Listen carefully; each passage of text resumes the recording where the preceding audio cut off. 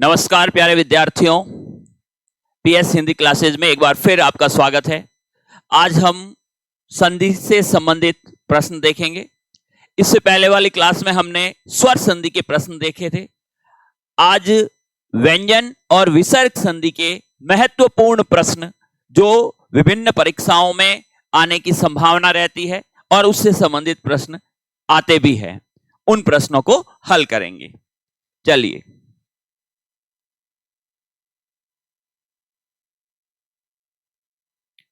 पहला प्रश्न देखिए, सही नहीं है। प्रश्न क्या कह रहा है? सही नहीं है, यानी यहां पर आप देखोगे कि संधि की हुई है। कौन सी ऐसी संधि है जो सही नहीं है? तो देखिए, नी धन स्था शब्द बन रहा है निष्ठा, बिल्कुल सही है। ठीक है, क्यों? क्योंकि ये जो स्था है ये स बदलता है स में और थ बदलता है ठ में, शब्द हो गया स्था। फिर देखिए, नी धन स्नात शब्द बन रहा है निष्णात। फिर देखिए, नी धन सेध, देखो यहां पर ये जो स आ रहा है दंत्य स, यहां पर दंत्य स किस में बदल रहा है? मूर्धन्य स में बदल रहा है। नियम शायद आपको याद आ रहा होगा अगर आपने व्यंजन संधि की क्लास देखी होगी। शब्द बन गया निषेध। और फिर है अपर धन अहन। देखिए, अहन जब लिखा जाता है तो हमेशा ध्यान रखें न आधा होता है। अहन यानी दिन ऐसे लिखा जाएगा, यहां पे गलत लिखा हुआ है। ठीक है, तो यहां पर अपन देखेंगे अपर धन अहन शब्द बन गया अपराहन, ये सही है। जैसे ही संधि हो जाएगी वहां पर ये जो ह है यहां पर आधा हो जाएगा और ये जो न है इसमें अ का स्वर लग के ये ण में बदल जाएगा। ये बिल्कुल सही है, ध्यान रख लेना। यहां पर गलती हो गई है, यहां पर गलती हो गई है। इसका मतलब इस प्रश्न में दो गलतियां हैं। यहां पर देखो, स्नात शब्द नहीं होता है। क्या होता है? शब्द होता है स्नात। शब्द बनता है नी धन स्नात, शब्द क्या हो जाएगा? शब्द हो जाएगा निस्नात। ये शब्द बनेगा। आई बात समझ में? तो यहां पर ये चीज आपको ध्यान रखनी है कि इसमें ये भी सही नहीं है, इसमें ये भी सही नहीं है। जब दो सही नहीं होते हैं तो प्रश्न एक प्रकार से कह सकते हैं टाइपिंग मिस्टेक के कारण, अगर इस अहन में यहां पे वैसे ये क्या है? ये न आधा है, अपर धन अहन ऐसे लिखा जाता है, तो ये हल चिन्ह न पे लगाना था, वो लगा दिया ह पे। इसलिए ये प्रश्न अपन कह सकते हैं एक प्रकार से कि इसमें ये दोनों ही इसमें सही नहीं है। नेक्स्ट देखिए, प्रतिष्ठान का संधि विच्छेद कीजिए। देखो, शब्द आ गया प्रतिष्ठान। यहां पर भी वही नियम जो हमने पढ़ा था, स और स्न, जैसे ही संधि होती है वो बदल जाता है स्ठ और ये बदल जाता है स्ण। ये नियम अगर आपको व्यंजन संधि पढ़ी है तो जरूर याद होगा। अब देखिए, प्रतिष्ठान का संधि विच्छेद क्या होगा? प्रतिष्ठान का संधि विच्छेद होगा यहां पर प्रति धन प्रतिष्ठान। ये भी यहां पे इन्होंने जो है गलत शब्द दे दिया। ध्यान रखें, ये शब्द होगा प्रति धन स्थापन और यहां पर शब्द क्या हो जाएगा? यहां पर शब्द होगा प्रतिष्ठापन। ये लीजिए, शब्द ये है प्रतिष्ठापन और उसका उत्तर क्या हो जाएगा? उत्तर हो जाएगा 4 प्रति धन स्थापन और शब्द क्या बनेगा?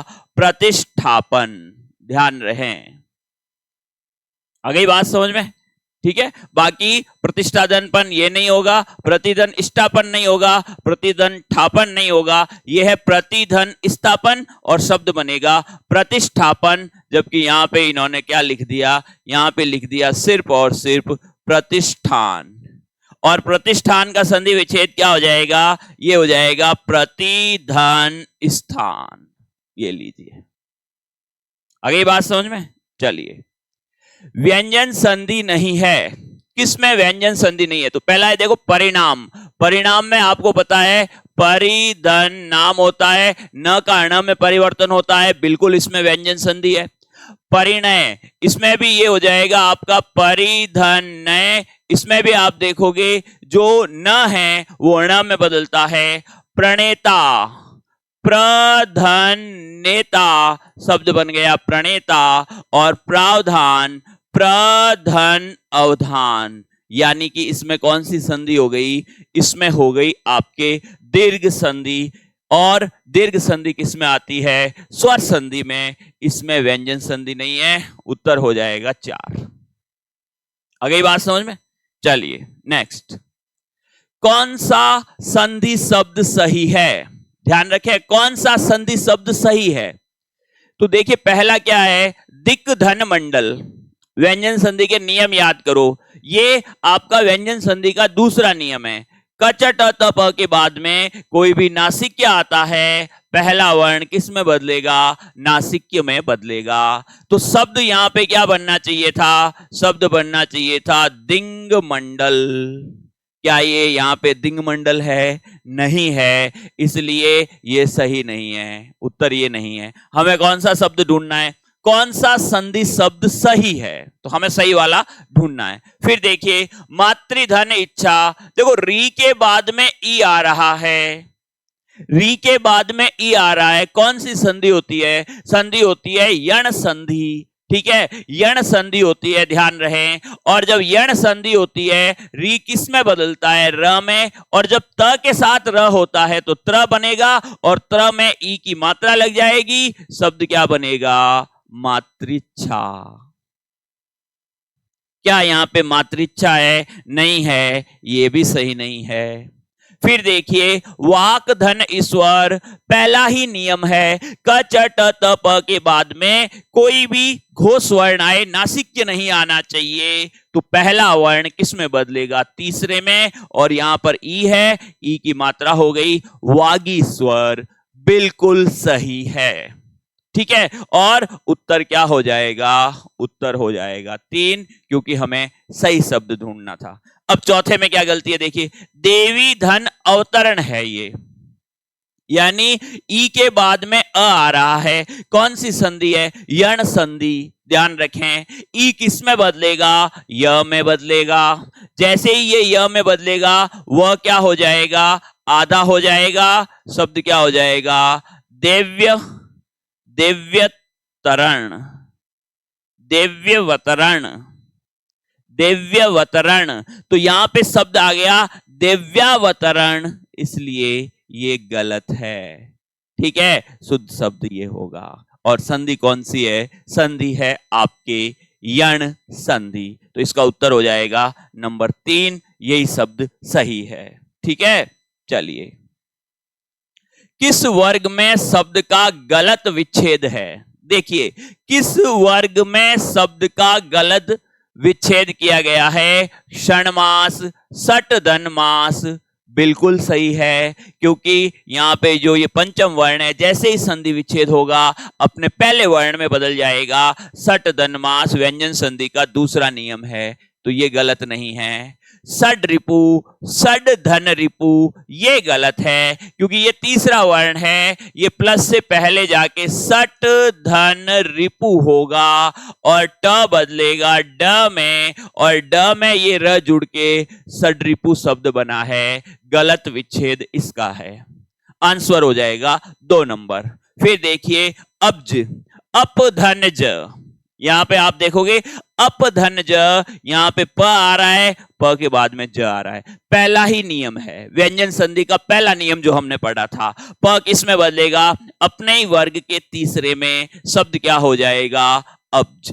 ठीक है, फिर देखिए प्रमाण, प्रधन मान, तो ये भी सही है, ये भी सही है, यहां पे 2 नंबर आंसर है जो सही नहीं है। ठीक है, चलिए संस्कृत शब्द का संधि विच्छेद कीजिए। मैंने आपको पहले भी बताया था, संस्कृत, संस्कृति, संस्करण, ये जितने भी शब्द होते हैं, इसमें ये जो स है, जैसे ही संधि विच्छेद करोगे इस स का तो हो जाएगा लोप, जो अनुस्वार है ये बदल जाएगा म में, शब्द बनेगा समधनकृत। और समधनकृत कहां है, समधनकृत है आपके, ध्यान रखें, देखो समधनकृत ये भी है, लेकिन इसमें हलचिन नहीं है, इसका मतलब ये उत्तर नहीं होगा। समधनकृत उत्तर होगा 2, क्योंकि इसमें हलचिन लगा है। सम जो उपसर्ग जुड़ेगा उसमें हल चिन्ह रहेगा, ध्यान रख लेना। नेक्स्ट चलिए, सही संधि नहीं है। किसमें सही संधि नहीं है? देखिए, सट धन मुख, नियम नंबर 2, पहले वर्ण के बाद नासिक्य आता है, पहला वर्ण बदलता है, अपने ही वर्ग के 5वें वर्ण में शब्द हो गया सणमुख, सही है। ये कह रहा है सही संधि नहीं है, तो इसमें तो सही है, ये आंसर नहीं है। फिर देखिए, जगत धन माता, वही नियम है, त के बाद में म आ रहा है, त किस में बदलेगा? अपने ही वर्ग के नासिक्य में, जगन्न माता, ये भी सही है। ठीक है, फिर देखिए, भवत धन निष्ठ, त के बाद में नासिक्य आ रहा है, अपने ही वर्ग के नासिक्य अर्थात न में बदलेगा और शब्द क्या बन जाएगा? शब्द बनेगा भवन निष्ठ, यानी एक न आधा और बनेगा। ये जो त है ना, ये आधे न में बदला है और यहां पे शब्द क्या हो जाएगा? भवननिष्ठ। ठीक है, फिर देखिए, तीर्थम धन कर, शब्द बनेगा तीर्थंकर, ये बिल्कुल सही है। तो सही संधि नहीं है, आंसर होगा 3। आ गई बात समझ में? क्लियर है? ठीक है ना प्यारे विद्यार्थियों, एक बात मैं आपको फिर बताना चाहता हूं कि इस YouTube चैनल के माध्यम से मेरा एक ही उद्देश्य है कि कोई भी विद्यार्थी जो प्रतियोगी परीक्षा की तैयारी कर रहा है और उस परीक्षा में हिंदी विषय के प्रश्न आ रहे हैं, धीरे धीरे मैं हर प्रतियोगी परीक्षा से संबंधित जो जानकारी है, जो वीडियो है, जो नोट्स है, वो इस चैनल के माध्यम से जानकारी दी जाएगी। साथ ही साथ हमारा PS हिंदी क्लासेस नाम से जो टेलीग्राम चैनल है, आप उसको जरूर जो है उसको सब्सक्राइब कर दें, उस चैनल से जुड़ जाएं, ताकि टेलीग्राम पर जो भी PDF है, जो भी नोट्स है, जो भी प्रश्नों के सेट है, वो आपको उपलब्ध करवाए जा सकें और आपकी जो परीक्षा की तैयारी है वो और अच्छी हो जाए। और हिंदी से संबंधित कोई भी आपकी समस्या है तो आप कमेंट्स में भी आप लिख सकते हैं, ताकि उससे संबंधित हम कोई वीडियो तैयार कर सकें और उससे संबंधित कार्य हम कर सकें। तो इसका आपको थोड़ा सा ध्यान रखना है। आगे चलिए, चिन्मय, चिन्मय का संधि विच्छेद क्या होगा? चिन्मय, ध्यान रखें, चिन्मय, यहां पे देखो न आया है, जैसे ही आप संधि विच्छेद करोगे न अपने ही वर्ग के पहले वर्ण में बदल जाएगा, यानी चित हो जाएगा, चित धनमय। ये लीजिए, आंसर 2 हो जाएगा। आ गई बात समझ में? क्लियर है? Very good. आगे देखें, सच्छाया शब्द का संधि विच्छेद होगा। ध्यान रखें, सच्छाया शब्द का संधि विच्छेद क्या होगा? हमने एक नियम पढ़ा था, त या द का नियम। त या द के बाद में अगर च या छ में से कोई भी वर्ण आता है, त या द च में बदलता है, तो यहां पे ध्यान रखें सत होगा, सत धन छाया, ये इसका आंसर है। ठीक है, यहां पर विशेष ध्यान रखें, जब भी सद और सत संधि विच्छेद के बाद लिखने हो, तो एक है नियम नंबर 3 व्यंजन संधि का, उसमें तो प्राथमिकता देनी है सद को और बाकी सब जगह प्राथमिकता देनी है सत को। ये ध्यान रख लेना। आ गई बात समझ में? Very good. उच्छिष्ट, अब ये आपका त या द का ही नियम है। उच्छिष्ट शब्द का विच्छेद कीजिए। त या द के नियम में जो सबसे लास्ट नियम था, त या द के बाद, यानी प्लस से पहले रहेगा त या द, उसके बाद में अगर स वर्ण आ जाए, त या द किस में बदलेगा? च में, और स किस में बदलेगा? छ में। ये उसी से बना है। जैसे ही संधि विच्छेद करोगे, ये जो च है ये वापस प्लस से पहले जाके त में बदल जाएगा, और ये जो छ है ये प्लस के बाद में स में बदल जाएगा, संधि विच्छेद होगा। उत दन शिष्ट, और उत्तदन शिष्ट कहां पे लिखा हुआ है? 3 नंबर में। आंसर हो जाएगा 3। आ गई बात समझ में? Very good. देखिए, सच्चिदानंद, सच्चिदानंद का विच्छेद क्या होगा? ध्यान रखें, सच्चिदानंद का विच्छेद क्या होगा? तो इसके लिए पहला इसका विच्छेद होगा, ये जो च है ये प्लस से पहले जाके त में बदल जाएगा, सत धन चिदानंद, सत धन चिदानंद। और चिदानंद का भी संधि विच्छेद हम कर सकते हैं, चित धन आनंद। अब यहां पे विशेष मैंने आपको बताया था, जितना ज्यादा हम विच्छेद कर सकते हैं वो उत्तर सही होता है। अगर इसमें सत धन चित्त धन आनंद है तब तो वो सही है, अगर ये है ही नहीं तो सत धन चिदानंद सही है। अब यहां पे देखिए सत धन चित्त धन आनंद, इसका मतलब ये सही है। बात समझ में आई या नहीं आई? इसका मतलब क्या हो गया, ये यहां पे आपका सही है। नेक्स्ट देखिए, व्यंजन संधि नहीं है। व्यंजन संधि किसमें नहीं है? तो आप देखोगे जगदंबा, जगदंबा इसका संधि विच्छेद होता है जगत धन अंबा, और इसमें व्यंजन संधि है। जगत यानी संसार, अंबा यानी माता, जो संसार की माता है वही है जगदंबा। फिर देखिए युधिष्ठिर, युधिष्ठिर का क्या हो जाएगा, ये हो जाएगा युधि धन स्थिर, युधि धन स्थिर शब्द क्या बन जाएगा, युधिष्ठिर।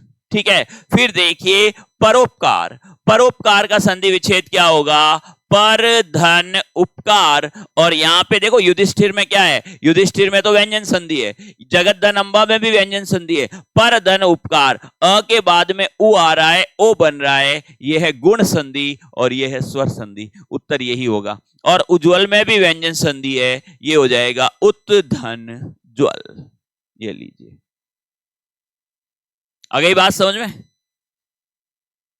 चलिए, उद्धरण, व्यंजन संधि में एक नियम अपन ने पढ़ा था, अगर आपको पता हो, त या द के बाद में ह आता है, त या द बदलता है द में और ह बदलता है ध में, तो जैसे ही इसका संधि विच्छेद करोगे, ये जो द है ये प्लस से पहले जाके त हो जाएगा उत धन, और ये जो ध इसमें शामिल है ये हो जाएगा ह, इसका संधि विच्छेद होगा उत धन हरण। और उत धन हरण कौन से विकल्प में है, पहले विकल्प में, सही हो गया ना। उत धन हरण कौन सी संधि है, व्यंजन संधि है। ठीक है, चलिए फिर देखिए किस शब्द में व्यंजन संधि है, किस शब्द में व्यंजन संधि है, नमस्ते ये बनता है नमः धन ते, ये तो विसर्ग संधि है। नीरस ये भी मैंने आपको बताया था, नीह धन रस, इसमें भी विसर्ग संधि है। अत्याचार ये हो जाएगा आपका अति धन आचार, ये यण संधि है और ये स्वर संधि है। तदनुसार ये हो जाएगा तत् धन अनुसार, इसका मतलब व्यंजन संधि है तीसरे में, तदनुसार इसमें है आपके व्यंजन संधि। ठीक है, चलिए कौन सा संधि शब्द सही है, कौन सा संधि शब्द सही है, देखिए दिग्धन मंडल, ये वही सवाल है, वापस रिपीट हो गया है। दिंग मंडल ये गलत है, मातृच्छा ये गलत है, वागीश्वर सही है, दिव्यावतरण ये गलत है।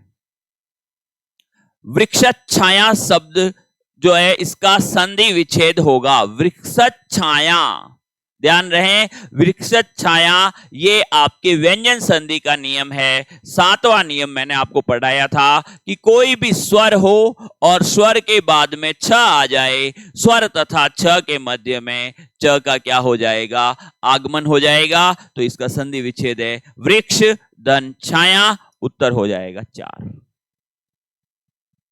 अगली बात समझ में, क्या हो जाएगा, वृक्ष धन छाया, उत्तर हो जाएगा 4। फिर देखिए उच्चारण का संधि विच्छेद क्या होगा, उच्चारण व्यंजन संधि है ही है, उत धन चारण हो जाएगा, आंसर है 4। उत धन चारण शब्द बन जाएगा उच्चारण। नेक्स्ट देखिए वागदान में कौन सी संधि है, वागदान में संधि विच्छेद होता है इसका वाक धन दान। अब आप खुद देख लो, यहां पे आ रहा है व्यंजन, यहां पे आ रहा है आपके व्यंजन, व्यंजन के बाद व्यंजन आता है, कौन सी संधि होती है, व्यंजन संधि होती है। ठीक है, आ रहा है समझ में, बहुत बढ़िया। फिर देखिए दृगंचल का संधि विच्छेद क्या है, दृगंचल ध्यान रखें, यहां पर संधि हुई है, तीसरा वर्ण बना है, संधि विच्छेद करोगे तीसरा वापस किस में बदलेगा, पहले में, और यहां पे हो जाएगा दृक धन, ग में कौन सा स्वर है, अ, इसके ऊपर अनुस्वार है, ये हो जाएगा अंचल। दृक धन अंचल शब्द हो गया द्विगंचल, और यहां पर आपके कौन सा शब्द सही है, कौन सा उत्तर होगा, 3, दृक धन अंचल। इस तरीके से आपको शब्दों को समझना है और अभ्यास करना है। कई सारे कुछ शब्द मैं टेलीग्राम चैनल पे भी भेजूंगा, उसमें इस तरीके से 10 शब्द जैसे इस तरीके से लिखे हैं, उनको आपको अपनी कॉपी में संधि करनी है। फिर 10 शब्द अपन लिखेंगे जो इस तरीके से अपनी कॉपी में आपको संधि विच्छेद करना है। ये अभ्यास आपने कर लिया ना, आप ये मान के चलें, आपका जो संधि का प्रश्न है, आप चाहे कोई भी परीक्षा दे दें, संधि का प्रश्न आपके कभी गलत नहीं हो सकता। ये पूरी की पूरी संधि आपके दिमाग में फिट हो जाएगी। ठीक है, चलिए। व्यंजन संधि नहीं है, फिर वही प्रश्न आ गया, व्यंजन संधि नहीं है, जगदम्बा, युधिष्ठिर, परोपकार, उज्ज्वल। ध्यान रखें, यहां पर वापस वही शब्द प्रश्न जो है रिपीट हो गया है, परोपकार में गुण संधि है। फिर देखिए, संधि शब्द सही नहीं है, संधि शब्द किसमें सही नहीं है, ठीक है। देखिए संधि शब्द तत् धन जन्य, यहां पे देखो त है, त के बाद ज आ रहा है, त किस में बदलेगा, द में, तद जन्य, ये बिल्कुल सही है। फिर देखिए सत धन गति, त आ रहा है, त के बाद में ग आ रहा है, त किस में बदलेगा, द में, सद गति, ये भी सही है। विद्वत धन मंडल, त के बाद में म आ रहा है, और विद्वन मंडल, त बदलेगा अपने ही वर्ग के नासिके में, बिल्कुल सही है। और चित्त धन आकाश, शब्द क्या बन जाएगा, शब्द बन जाएगा आपके चिदाकाश, तो बदलेगा द में, चिदाकाश, ये भी सही है। ठीक है, विद्वन मंडल, ये भी सही है। सत धन गति, ये भी सही है। और तत् धन जन्य, ये भी सही है। चारों के चारों सही है। आ गई बात समझ में, चारों के चारों जो है वो क्या है, सही है। यहां पर विद्वद मंडल, या यहां पर जो है संगति, ऐसा कुछ करके इसको गलत बनाना चाहिए था, लेकिन ये चारों ही शब्द आपके क्या हो जाएंगे, सही हो जाएंगे। क्लियर है, चलिए। अब आप सोच रहे होंगे कि कोई चारों शब्द गुरुजी कह रहे हैं सही है, कभी कह रहे हैं इसमें ये दोनों है। तो देखो, प्रश्न जो टाइपिस्ट है कई बार वो गलतियां कर देता है, हम सुधारने का पूरा प्रयास करेंगे, लेकिन प्रश्न को आप देख के खुद समझने का प्रयास भी आपको करना है कि इस प्रश्न में कहां गलती है, कहां पर इस प्रश्न में जो है सही उत्तर अगर 2 है तो क्यों दोनों सही उत्तर हो गए। तो ये भी आपके लिए जो है एक, जब भी आप प्रश्न पढ़ोगे तो आपकी वो भी एक अप्रोच होनी चाहिए ताकि आप पहचान सको। निरोग शब्द में कौन सी संधि है, निरोग शब्द में कौन सी संधि है, गुण संधि है, व्यंजन संधि है, विसर्ग संधि है, या अयादि संधि है। सिंपल है, विसर्ग संधि, पढ़ाया हुआ है आपको, कोई दिक्कत नहीं है। किस शब्द की संधि गलत है, सत धन मार्ग सन्मार्ग, बिल्कुल सही है। देखो त के बाद में म आ रहा है, त किस में बदलेगा, अपने ही वर्ग के नासिके में, यहां बदल रहा है। ठीक है, फिर देखिए सत धन गति, त किस में बदल रहा है, अपने ही वर्ग के तीसरे वर्ण में, सदगति, बिल्कुल सही है। सत धन चित्र, सचित्र हो जाएगा। और सत धन शास्त्र, ध्यान रखें ये शब्द बनेगा सच्छास्त्र, सच्छास्त्र हो जाएगा, शब्द क्या हो जाएगा, सच्छास्त्र। आ गई बात समझ में, चलिए।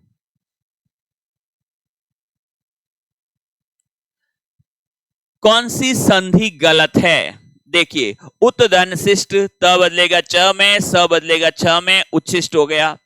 शरद धन शशि, द बदलेगा च में, स बदलेगा छ में, सरच ससी लिख दिया, ये गलत है।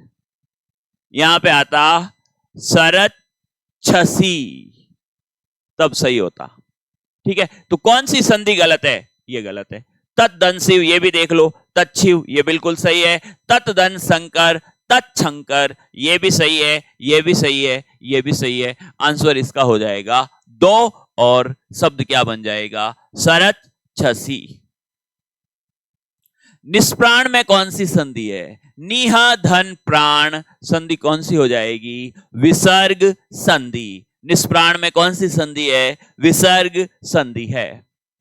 यदि विसर्ग के आगे, देखो प्रश्न, यदि विसर्ग के आगे च छ हो तो विसर्ग का क्या होता है? विसर्ग बदल जाता है स में। 2 नंबर, क्योंकि च छ तालव्य है और तालव्य स में उसका परिवर्तन होगा। फिर देखिए, निस्सहाय का संधि विच्छेद क्या होगा? निस्सहाय, निह धन सहाय, निह धन सहाय, इसमें विसर्ग संधि है, उत्तर हो जाएगा 2। ये आपको ध्यान रखना है। धनुष टंकार में संधि है, धनु धनुह धन टंकार। ठीक है, विसर्ग के बाद क्या आ रहा है? ट आ रहा है। विसर्ग किस में बदलेगा? स में बदलेगा। धनुष टंकार में कौन सी संधि हो जाएगी? धनुष टंकार में विसर्ग संधि हो जाएगी। ठीक है, फिर देखिए, सही संधि विच्छेद है सार्ध सती। सार्ध सती, देखो यहां पर सार्ध सती, देखो यहां पे लिख दिया सार्ध, यहां पे लिख दिया सती, ये तो फिर परिवर्तन कहां हुआ? संधि कैसे होगी? अगर आप इसको ही ऐसे जोड़ के लिख रहे हो तो यहां पर विकार कहां उत्पन्न हुआ? तो इसका ध्यान रखें, इसका विच्छेद होगा स धन अर्ध सती, ये है, और इसमें दीर्घ संधि है। सही संधि विच्छेद है, तो ये तो गलत है। स्वच्छ का हो जाएगा सुधन वच्छ, ये भी आपको पता है, स्वच्छ में यण संधि है और सुधन अच्छ होगा, ये भी नहीं है। निष्ठुर, निधन स्थूर, बिल्कुल सही है निष्ठुर, और इसमें ध्यान रखें ये विशेष है, क्योंकि कई बार हम कंफ्यूजन हो जाते हैं, इसमें भी स बनता है, हम सोचेंगे इसमें विसर्ग संधि है। निधन स्तूर, ध्यान रखें निष्ठुर में आपके कौन सी संधि है? व्यंजन संधि। और निरापद क्या हो जाएगा? ये आपके निह धन आपद हो जाएगा, तो ये भी गलत है। सही सिर्फ कौन सा है? 3 नंबर। चलिए, मनोयोग, मनोयोग का संधि विच्छेद इन्होंने पूछा है, विसर्ग संधि है, मनः धन योग हो जाएगा, मनः धन योग। मनोविकार शब्द का सही संधि विच्छेद, इसमें भी आपके विसर्ग संधि है, मनः धन विकार, बिल्कुल आसान है। ठीक है, ये चीज ध्यान रख लेना, अपन ने नियम पढ़ रखा है, विसर्ग से पहले अ हो, विसर्ग के बाद में अ या फिर कोई भी घोष व्यंजन आ जाए, विसर्ग किस में बदलता है? ओ में बदलता है। वही नियम यहां पे लागू हो रहा है। ठीक है, चलिए, निर्लेप शब्द का संधि विच्छेद होगा निह धन लेप, निह धन लेप, इसमें भी कौन सी संधि हो गई? इसमें भी आपके विसर्ग संधि हो गई। अहोरात्र शब्द का संधि विच्छेद क्या होगा? ध्यान रखें, अहन की संधि है। अहो कब बनता है? जब र वर्ण आता है। संधि विच्छेद में अहो को वापस किस में बदल दो? अहन में। और रात्र वापस किस में बदलेगा? रात्रि में। उत्तर क्या हो जाएगा? उत्तर हो जाएगा 3। चतुष्पथ में कौन सी संधि है? चतुष्पथ में भी आपके विसर्ग संधि है और इसका संधि विच्छेद हो जाएगा चतुह धन पथ, संधि हो जाएगी विसर्ग, संधि विच्छेद हो जाएगा चतुह धन पथ। सही संधि नहीं है, ध्यान रखें, सही संधि किसमें नहीं है? निह धन रस निरस बिल्कुल सही है। निर्धन रव नीरव ये गलत है। दूह धन चिंता, दुश्चिंता भी बन सकता है, दुश्चिंत भी बन सकता है, तो ये सही है। और वृक्ष धन छाया, वृक्ष छाया सही है। नीरव का संधि विच्छेद होगा नीह धन रव, ध्यान रख लेना। नीरव का संधि विच्छेद क्या होगा? नीह धन रव। निष्कासन शब्द में कौन सी संधि है? निह धन कासन, और शब्द हो जाएगा, संधि हो जाएगी इसमें विसर्ग।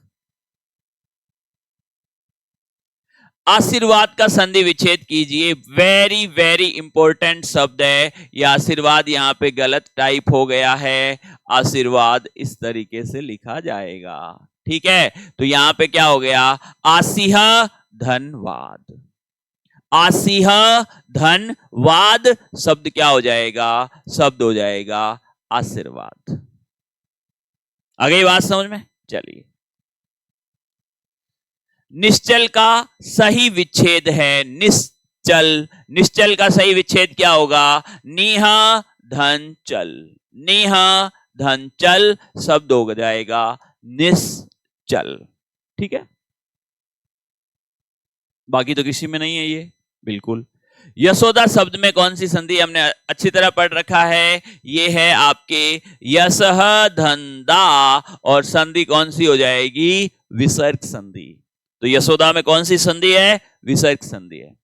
आत्मानंद शब्द का सही संधि विच्छेद होगा, वेरी वेरी इंपॉर्टेंट है, ध्यान रख लेना। इसमें आत्मा, जो आत्म शब्द है, आत्मन धन आनंद। अब अगर ये विकल्प में नहीं है तो यहां पे ध्यान रख लेना, आत्म धन आनंद। आ गई बात समझ में? देखो, आत्मन धन आनंद विकल्प में, तब तो ये उत्तर है, नहीं तो आत्मधन आनंद हो जाएगा। तो इसमें देखो आत्मन धन आनंद दिया हुआ है, उत्तर ये होगा। किसमें विसर्ग संधि है? ध्यान रखें, निष्ठुर में मैंने आपको पहले ही बताया था विसर्ग संधि नहीं है। परिष्कार और परिष्कारक ये भी पहले बताया था विसर्ग संधि नहीं है। निष्फल में आपके विसर्ग संधि है, निह धन फल। और अनुष्ठान में भी आपके विसर्ग संधि नहीं है, अनुधन स्थान। इसमें व्यंजन संधि, इसमें व्यंजन संधि, इसमें व्यंजन संधि। जो तीसरा विकल्प है निष्फल, ये आपका उत्तर है, क्योंकि इसमें कौन सी संधि है? इसमें विसर्ग संधि है। फिर है आपके मनः धन उच्छेद की संधि क्या होगी? ध्यान रखें, ये विसर्ग संधि का उदाहरण है, मन उच्छेद। विसर्ग हट जाएगा, बाकी कोई परिवर्तन नहीं होगा, इसका उत्तर हो जाएगा 2। उत्तर क्या हो गया? मन उच्छेद। तपोनिष्ठ में कौन सी संधि है? तपोनिष्ठ, ध्यान रखें, ओ आ रहा है, इसमें ये होगा तपह धन निष्ठ शब्द बन जाएगा। तपोनिष्ठ संधि कौन सी हो जाएगी? विसर्ग संधि। युवावस्था का संधि विच्छेद होगा, ये अपन ने पढ़ा है। देखो, युवा धन अवस्था भी विकल्प में, युवन धन अवस्था भी है, पहली प्राथमिकता इसको देनी है। व्यंजन संधि पढ़ाते हुए ये नियम मैंने आपको अच्छी तरह बताया था। युवन धन अवस्था। किस शब्द की संधि गलत है? ध्यान रखें, सतधन मार्ग, सन्मार्ग सही है, सदगति सही है, सच्चरित्र सही है, और सच्छास्त्र होगा। ये भी सवाल पहले आ चुका है, ध्यान रखें, सच्छास्त्र। कौन सी संधि गलत है? ध्यान रखें, उत्धन शिष्ट उच्छिष्ट हो जाएगा, शरद धन शशि शरद छसी हो जाएगा। ध्यान रखें, यही इसमें गलत है। ये सही है, तच्छिव सही है, तच्छंकर सही है। निरोग शब्द में कौन सी संधि है? निरोग शब्द में आपके संधि हो जाएगी कौन सी? विसर्ग संधि। पुनरुक्ति में कौन सी संधि है? पुनः धन उक्ति। अब आप खुद बता दो कौन सी संधि है? पुनः धन उक्ति। और पुनरुक्ति शब्द में ये बड़ा ऊ नहीं आएगा, ये हो जाएगा पुनरुक्ति। ये लीजिए, ठीक है। आ गई बात समझ में? संधि कौन सी हो गई? विसर्ग। निम्नलिखित में से कौन से शब्द में विसर्ग संधि है? देखो, तन्मय में व्यंजन संधि, उत्तम में व्यंजन संधि, अत्यधिक में यण संधि, मनोनुकूल, ये हो जाएगा मनः धन अनुकूल, और इसमें हो जाएगी आपकी विसर्ग संधि। निर्मल में कौन सी संधि है? व्यंजन संधि, विसर्ग संधि, स्वर संधि। इसमें है विसर्ग संधि, ये बनेगा नीहा धन मल से।